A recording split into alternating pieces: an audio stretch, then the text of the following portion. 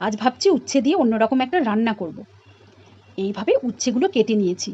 এবার জলে লবণ দিয়ে উচ্ছেগুলো সামান্য ভাপিয়ে নেব।